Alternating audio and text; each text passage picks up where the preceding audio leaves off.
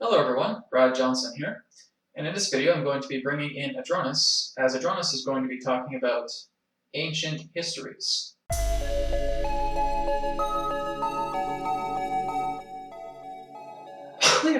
At this time, and we bid you greetings, and thank you very much for the opportunity of this interaction today.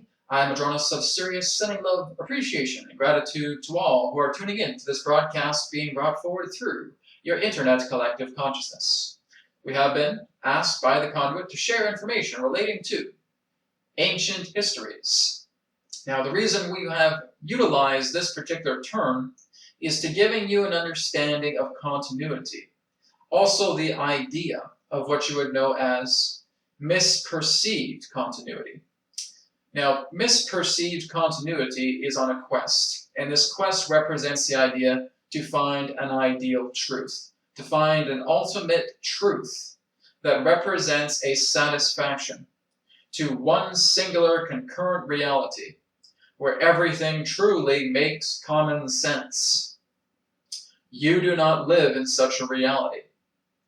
Everything that represents who you are exists in a plateau, a menagerie of different reality spectrums.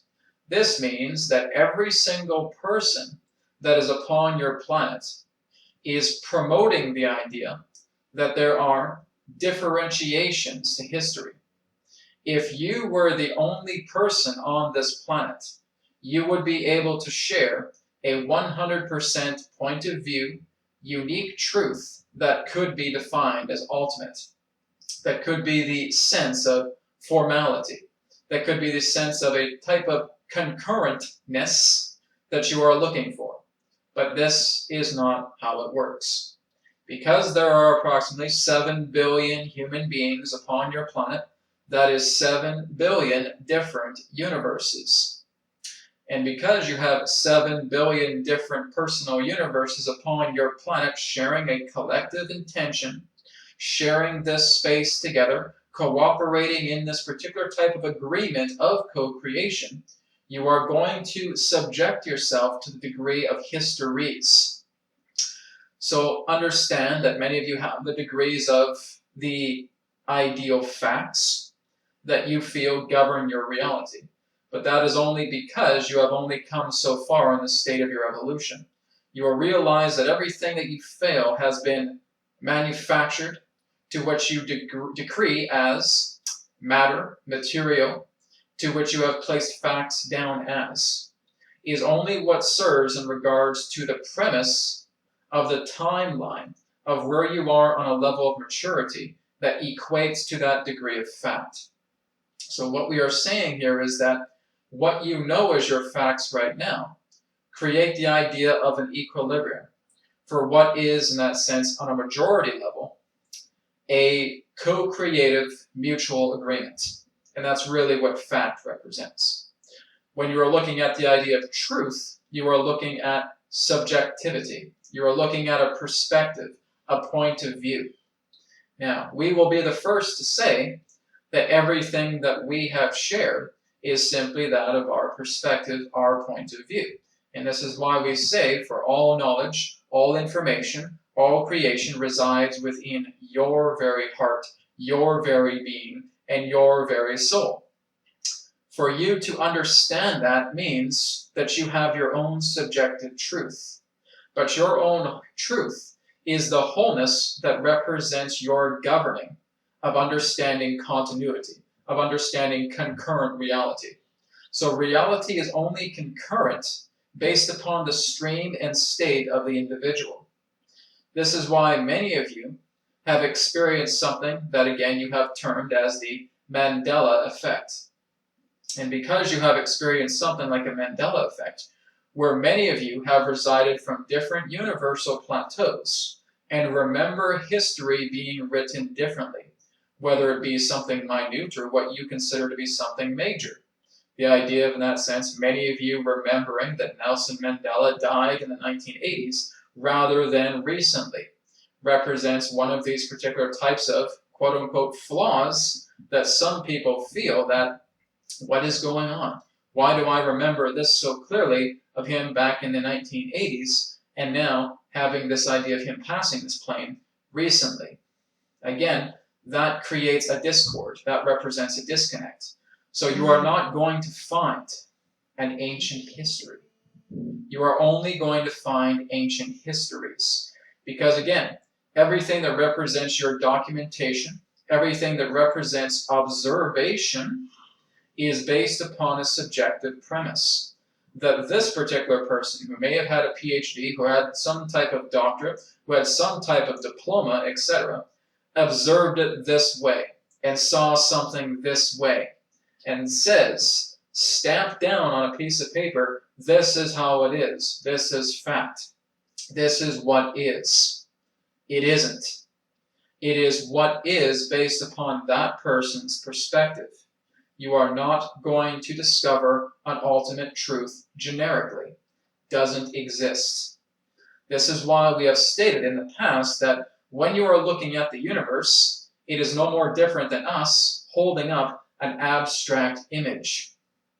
Now, the only thing that all of you can agree upon is that you are looking at an abstract image, but you have nothing to define it as. It gives no meaning other than the meaning given by the subject. So this is why, throughout your histories, that this is so. That some people feel that a being known as Jesus Christ existed, and that he was known as Jesus Christ. In one particular universe, that is so. From our particular perspective, the idea of the archetype known as Jesus Christ is a thought form, not an actual entity. But again, that is our perspective. That is our point of view. We would state that, again, there are other entities that lived a life similar to the being that you feel is Jesus Christ. But the idea in that sense of an actual name, of an individual named Jesus Christ, utilizing the idea of the birth of Christianity in that form, is nothing more than a thought form. But we do not say that this needs to be something that you need to take into your head 100% as the gospel. Our perspective shares that, from stating that the being that you know as Jesus Christ was not actually a being, was just a thought form. That's something for you to decide yourself. You say, well, Adronis, I came from a universe where I felt I knew this person personally. That is true. And that can represent paramount importance to you because you feel that with yourself. This is what happens when you go into galactic society. There is not so much pressure of feeling that, oh, no, what you said, what you feel to the depth of your heart can't be true because this is what we've written down on this piece of paper. This is what's been carved out in your tablets. This must be the ultimate truth. No, it isn't. There's no such thing. So everything that represents the degree of meaning, the faculty that you have created relating to your own historical complex, will always be devised based upon subjectivity. And so all that ever exists is ancient histories. When you are attempting to understand more about the connections to your people, about where you came from, what is the DNA that links back millions of years through all these other different races, what was our original point? Now, we have shared that many of you have come from Lyra. But again, some of you may see this differently because we're not your God. We're not your deity. We only share our perspective from what we are able to access and share it through this conduit and channel this information in this way. So, the important faculty here of understanding how you are interpreting and organizing your own histories is based upon your own unique subjectivity. Be wise on the uniqueness of your own truth, because all history is perceptual truth. We will state that again. All history is perceptual truth. It is not fact. So again, some may say, well, this civilization fell upon this particular time. Maybe it was in 4800 BCE.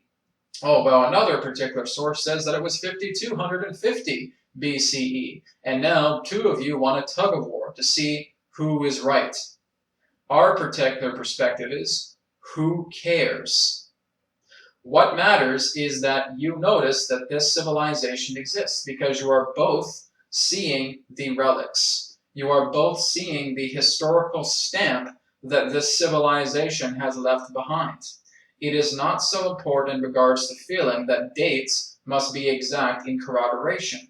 They will always have different points of view because many of you do not have a common public access to travel back in time and looking to see when this happened. What's important is that you are witnessing this now, not in the idea of saying this must have happened 5,000 years ago, this must have happened 10,000 years ago, this must have happened 20,000 years ago, etc., etc., etc. There will always be new evidences that have been created through one's own perceptual truth to feel that they have the ultimate answer. That yes, it was actually 20,000 years ago, rather than the idea of 10,000 years ago. Doesn't matter. It's not important in regards to putting date stamps on things. Look into where you are. Look into what you are investigating. Look at the essence of what that civilization is telling you as you stand here now, because that's when you're experiencing it. You're experiencing it here in the present moment. You're not going back 20,000 years ago, 30,000 years ago, etc. It does not matter if certain forms are carbon dated, etc. Again, there will always be different perspectives because there are so many different things to carbon date. So the whole idea here is that more that you let go of the flawed historical reference to create the idea of a timestamp and enjoy everything that you are discovering right here and now based upon what that civilization or civilizations have left behind for you, that is the caveat. That is the importance here. Because what they have been sharing with you is another point of view. Reality is by interpretation, as we have said many times. So this is why we state that when you become a starbound-based civilization, you will encounter phenomena within your own star system that many will have different perspectives about. And to much of your own very dedicated scientists or historians, they will become quite frustrated because not one civilization has an identical answer. Many different civilizations will tell you about these particular structures, about these relics that have been found on your asteroids, that have been found on your comets, that have been found in other planetary systems in your star system, that are found on different degrees of moons and other orbiting bodies within your star system. They will all share their perspective because they came upon it at a certain time. They've conducted their research at a certain time. They've looked at things in a certain way. So again, this is why we say that it is more appropriate to not look at something as an ancient history, but looking at things as an ancient histories. That is where you are. That is the idea of looking into the wealth of perspective. The idea in that sense that there is an encyclopedia of single concurrent facts will never be found.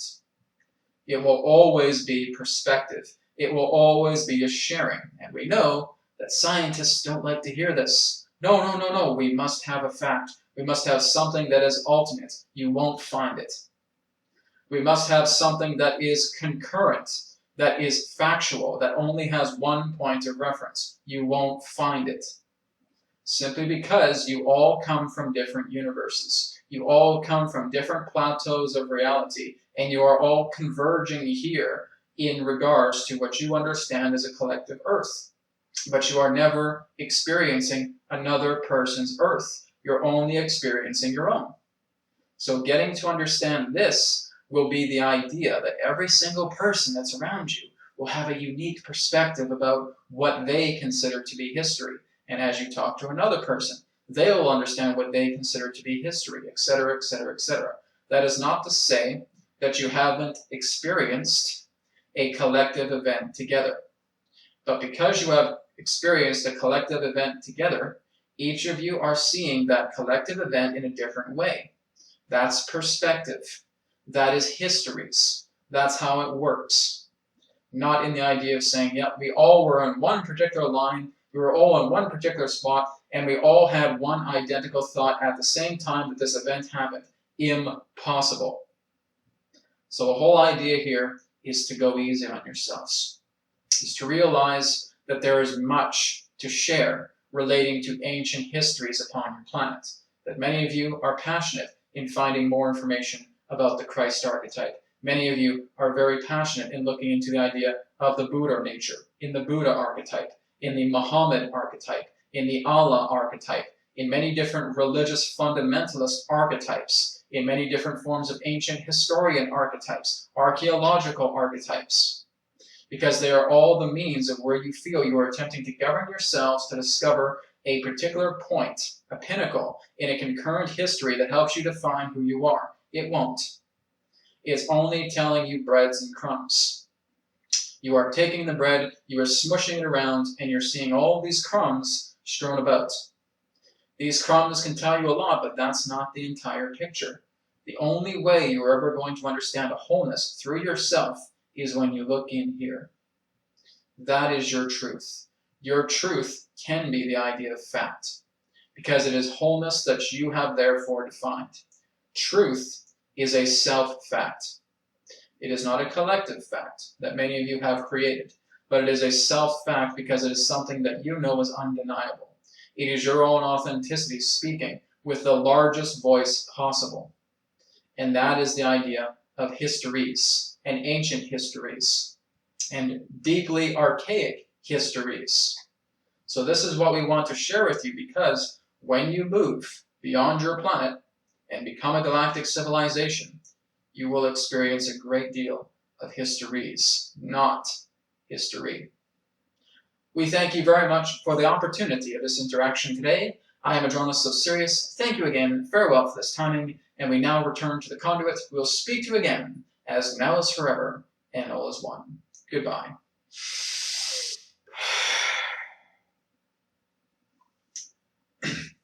All right. Well, thank you very much, everybody, for watching. So, again, a very interesting video to ponder. And for more questions on this video or any other videos on my channel, please feel free to visit my website, realitywhisperer.com, and you can go to the contact section there as well. Also, a lot of great private sessions, digital courses, free videos, free meditations, and a lot more at realitywhisperer.com. Thank you so much, and I look forward to speaking to you again, all in the next video. Take care, namaste, and may it be well with you. Goodbye.